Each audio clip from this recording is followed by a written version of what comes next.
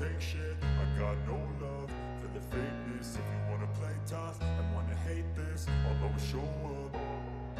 I don't ever slow up, no I don't take shit. I got no love for the fakeness. If you wanna play tough and wanna hate this, I'll always show up and make a statement. I don't ever slow up, no I don't take shit. I got no love for the fakeness. If you wanna play tough and wanna hate this, I'll always show up and make a statement. Everything I do, hey kid, don't ever let them get inside your head. Pembalap Gresini Racing, Marc Marquez, mendapatkan pujian salah satu rivalnya usai menorehkan kemenangan ketiga pada MotoGP 2024. Penampilan Marc Marquez pada seri MotoGP Australia 2024 akhir pekan kemarin di Phillip Island mengundang decak kagum banyak pihak.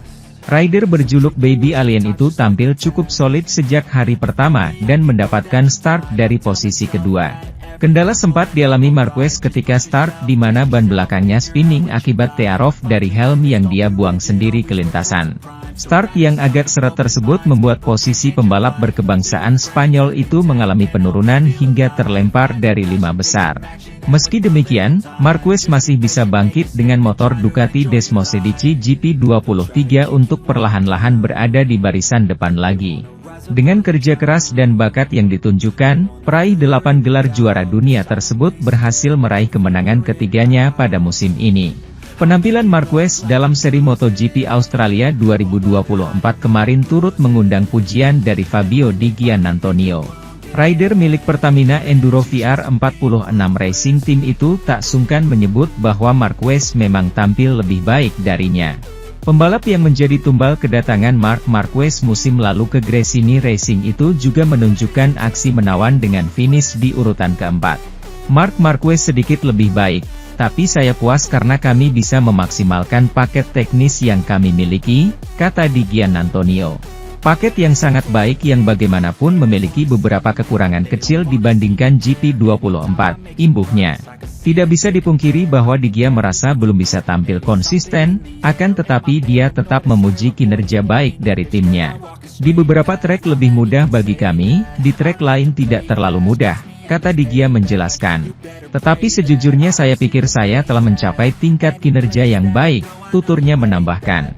Dalam kesempatan yang sama, Di Gia juga mengutarakan harapannya untuk setidaknya bisa meraih podium sebelum mengakhiri MotoGP 2024 lebih cepat. Sementara itu, Pecco Bagnaia berharap bisa sangat cepat di dua balapan MotoGP berikutnya untuk mengatasi kemunduran di Phillip Island, di mana ia kehilangan poin dari Martin. Juara dunia MotoGP saat ini, Pecco Bagnaia, optimistis bisa memulihkan poin yang hilang dari Jorge Martin di Australia. Karena putaran kedua dari belakang dan kedua dari belakang kejuaraan dunia akan diadakan di dua sirkuit favoritnya, di Chang dan Sepang. Kerugian pembalap Italia itu terhadap pembalap Spanyol itu berlipat ganda dari 10 menjadi 20 poin selama balapan akhir pekan di Phillip Island, saat ia finish keempat dalam sprint dan ketiga dalam balapan panjang, sementara Pramac dia meraih kemenangan dan tempat kedua.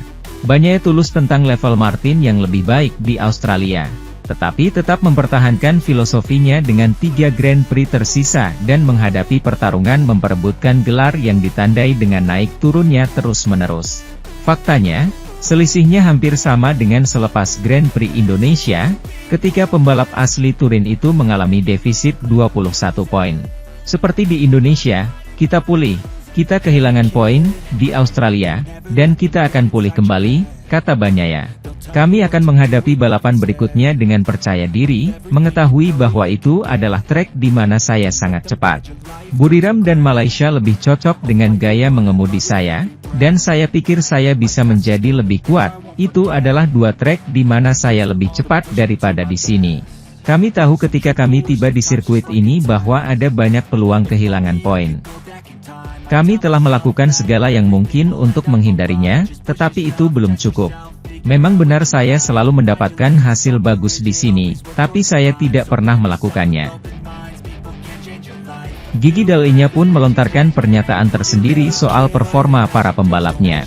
Insinyur Italia itu bangga dan tidak heran, karena perebutan kemenangan terjadi antara 3 pembalap Ducati, 3 pembalap tertinggi di kejuaraan, Marc Marquez, Jorge Martin dan Pecco Bagnaia. Dalam kata-kata Gigi Dall'Igna ini, dia menceritakan bagaimana dia mengalami balapan dan tentu saja memuji kinerja para pembalapnya. Marc Marquez yang mengesankan mengantongi kesuksesan ketiganya di tahun 2024 untuk menegaskan kembali, seolah-olah itu perlu, bahwa dia ada di sana, lagi-lagi di puncak MotoGP. Dall'Igna mulai berkata, dan dia melakukannya dengan caranya yang tidak dapat ditiru, setelah kebangkitan luar biasa yang telah membawanya segera, dan dengan melucuti otoritasnya, untuk lebih dekat dengan para pemimpin dan kemudian berduel dengan Martin, di mana dia telah menggigit kukunya. Gigi tahu bahwa keberanian ada dalam DNA Marc Marquez, sebuah mahakarya sejati di trek yang sangat disukainya. Dia menjadi gila, seperti yang dia lakukan ketika dia bisa mencium bau kemenangan, tanpa menyimpan apapun. Tak tertahankan. Namun ukuran sebenarnya dari kekuatannya, dari bobot spesifiknya, adalah dengan segera pulih dari awal yang sangat disayangkan. Memaksakan dirinya dalam segala hal dan semua orang seperti, pemenang mengambil segalanya, katanya. Bahkan tentang Martin yang, sejujurnya, tidak diragukan lagi memiliki lebih banyak kerugian dibandingkan Marquez, dia menekankan perjuangan untuk kejuaraan. Meski begitu, Jorge mencoba memaksakan dirinya, dengan imbalan yang besar namun tidak dengan cara apapun, dia memulai dengan baik dan tetap memimpin hingga lap terakhir. Tanpa mundur ketika harus terlibat dalam pertarungan seru dengan Marc, tetapi menerima, setelah memberikan segalanya, kemungkinan memenangkan poin, yang merupakan hal terpenting. Dengan cepat dan dengan kematangan yang sesuai, ia meningkat menjadi 20 di atas Pecco, jelas sang insinyur. Di sisi lain, giliran pebalap Ducati Lenovo. Seorang Pecco yang menjalani akhir pekan yang biasa-biasa saja, yang selalu kekurangan sesuatu di trek yang tidak bersahabat dengannya. Sementara itu, Maverick Vinales tidak menjalani akhir pekan terbaik di Australia tetapi ia masih mengambil 8 poin dari Pedro Acosta di kejuaraan sambil mempertahankan peluang untuk mengancam posisi peringkat kelima Brad Binder. Ke-8, 16 detik di belakang pemenang Marc Marquez di akhir Grand Prix Australia, Maverick Vinales diyakinkan, pada hari Minggu, tentang kondisi fisiknya setelah kejatuhan spektakuler sehari sebelumnya, dalam sprint, di mana ia mendapati dirinya korban tambahan dari hilangnya kendali Marco Bezzecchi yang mendapati dirinya tersedot ke dalam Aprilianya.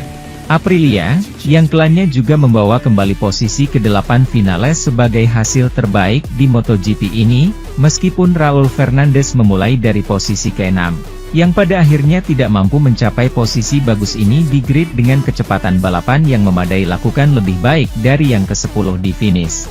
Oleh karena itu, dengan 8 poinnya dari akhir pekan, Vinales tetap berada di posisi ke-7 kejuaraan dunia pembalap dengan 3 putaran tersisa di musim ini. Dengan posisi kelima Binder masih menjadi fokus, unggul 21 poin, dan keunggulan 20 poin atas Franco Morbidelli. Sebuah posisi simbolis, karena akan mewakili yang terbaik di antara pebalap non-Ducati, di mana Vinales ingin mempererat hubungannya dengan Aprilia sebelum berangkat ke KTM. Soal kondisi fisiknya saat balapan usai terjatuh sehari sebelumnya, yang masih ia tekankan fakta bahwa Marco Bezzecchi tidak datang menemuinya dan tidak berkata apa-apa. Bahkan menyesal, Vinales mengaku lebih baik dari itu.